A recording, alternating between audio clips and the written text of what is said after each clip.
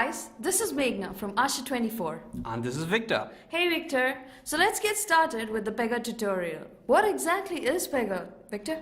Well, Pega BPM is a tool leading in building BPM, case management, and real-time applications.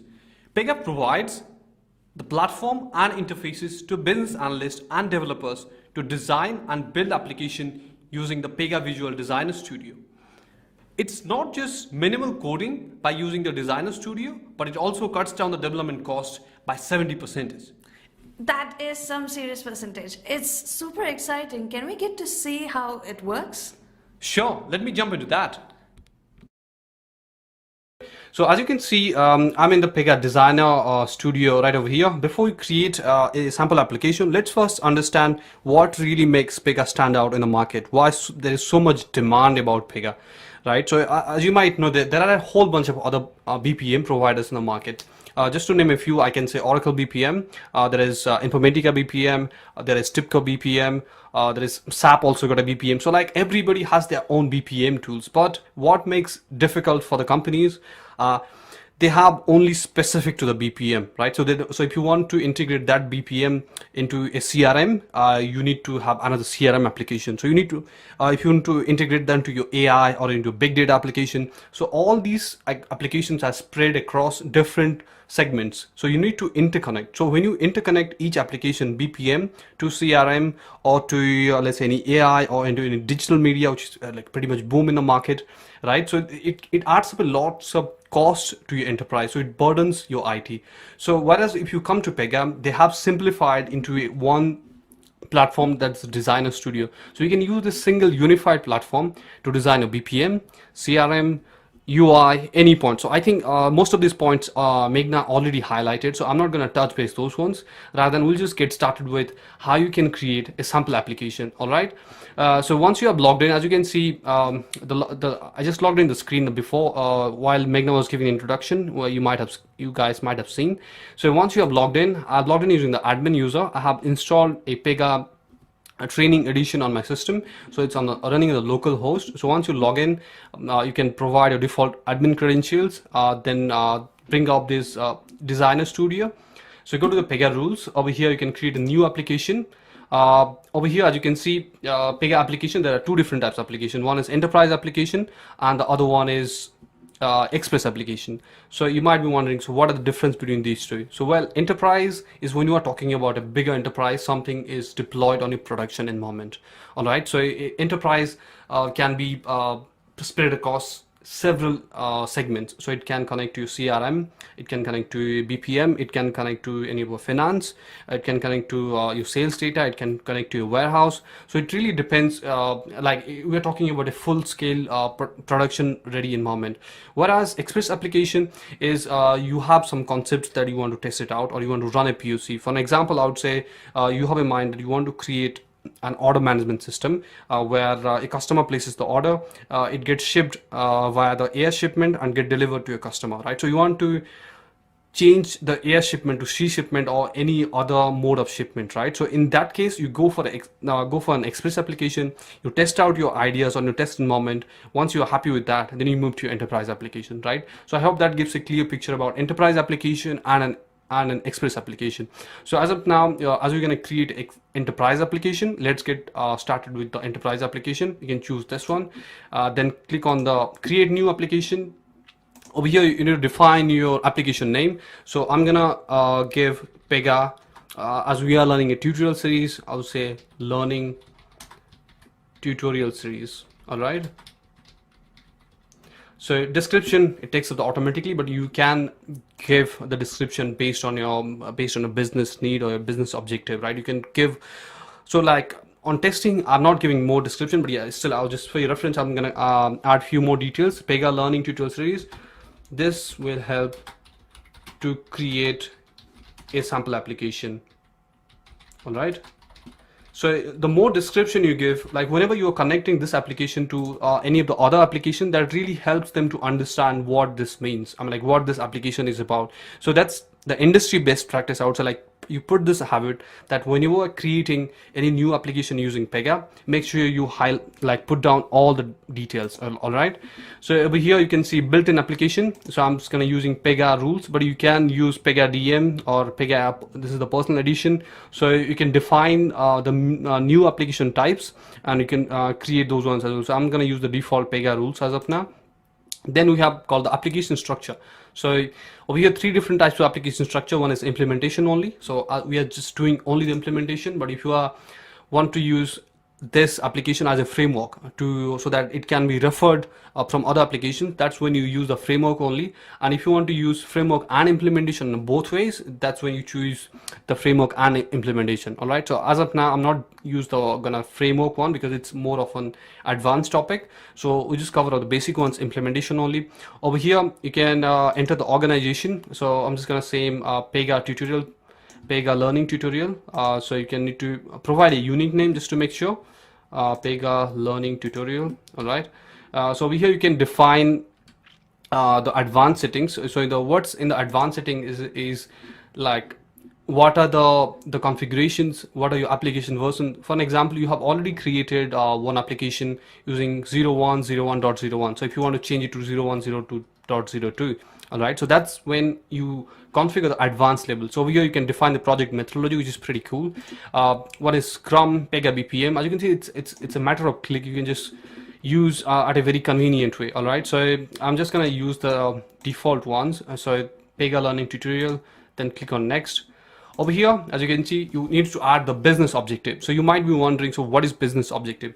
Well, let's take me an example of a credit card application.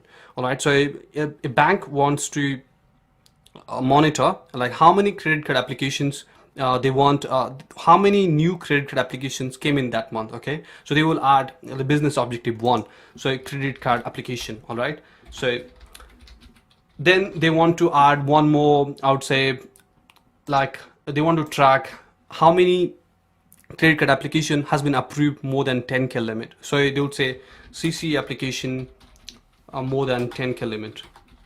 Okay, so similarly, based on your business objective, you can add n number of business objectives over here, right? So it depends like what you want to achieve. So you need to be pretty clear about your application. So that's why it's always suggested like get your idea clear from the very beginning of when you start creating a Pega application. So involve your business team to get a complete idea. Then you can start implementing your application, so that it really helps you to put the groundworks at a very stronger level, so that when you move ahead, when you make some changes to your application, you have complete idea where you can make the changes. So that makes really easy to play around with the application level. Okay, so as of now, as we are doing the Pega tutorial learning series, I'm just going to use the same one, Pega tutorial learning tutorial series. All right, then click on next. Over here you can see the data types. So you might be wondering, what are data types again? So again, data types can be classified into several areas. So as I said, if you are taking an order management, for an order management, it can be order for you. It looks like for a customer, order just looks like, okay, somebody ordered something and it's get delivered, right? Whereas if you look from a business point of view, when somebody orders something, that first goes to a business transaction, right? So either if you have chosen to pay through PayPal or any of the internet gateway, so it goes to the internet gateway. If you get a success message, then it gives a thank you that thanks for ordering, your order is being dispatched, right? So that's an order management system, right? So then the next process comes into also it can continue with the order management system again. So that's like payment part is done, then you start your order delivery process, right? So once your order gets delivered to your address, so you might not be available at the time. So what it needs is it needs a customer follow-up. So it triggers a CRM, which is again it's a CRM, like customer relationship management. So it triggers another event where it sends a follow-up email or might be a follow-up call to the customer that you are not available, can we arrange for redelivery, right? So these are all our business process. So when bigger or larger enterprises, when they want to put together all these process into a single unified platform, they define all these cases, right? So as you can see over here, you can describe your data types based on a requirement. So that makes more easier for the other applications to interconnect, right? So it gives them like more meaningful information. So So as of now, as we are using a sample tutorial series, I'm just going to put the same details, Pega learning tutorial. So description, automatically text learning tutorial. I'll just put series. All right. Then I'm going to click on next. So over here, you need to define the data types. So like data types, as I highlighted before, it's pretty much similar. Like what are your business objectives? Based on that, you define your data types. As of now, as I'm doing Pega learning tutorial, so my objective is how to give a tutorial about Pega. So that's my that's my type, right? Whereas if you choose for an order management, so it would be like how a order is being delivered. So it can be, one can be delivery type, and another one can be payment gateway type. So another one can be customer survey. So once the order is getting delivered, is the customer happy with the product? Or it can be customer found that the customer is received the order is a damaged good. So is that good enough, or it needs to be returned or any refunded? So all these data types can be defined over here. So the other downstream applications or any interconnecting applications can pull the data out from here and make use of it. All right. So that's, I would say, like we're pretty much done with all the information. We need to create a sample application. Then we just need to hit create. That will create the application behind the scene. So it takes a while to create all the applications, because Pega, what it does is like you don't have to do anything coding, right? As you can see, everything the designer studio does it for you. So behind the scene, it generates all the codes and the necessary roles required for it. All right. So as you can see over here, there are it created really nice quickly. But if you're running on your managed cloud or any cloud, on-prem cloud, the machine has a lot of computing power. It gets in real quick manner. So as you can see, we have like four different users created for this one. So what I'm going to do is copy. You need to ensure that you copy all these details so that you can use this login credentials to log in and see how these are being used. So as of now, I'm just going to copy the admin one, but you can save all the details. All right. So as you can see over here, there is a default password is the rules. So I'm going to log off from this user so that I can log back in using the admin learning tutorial. So the password is rules.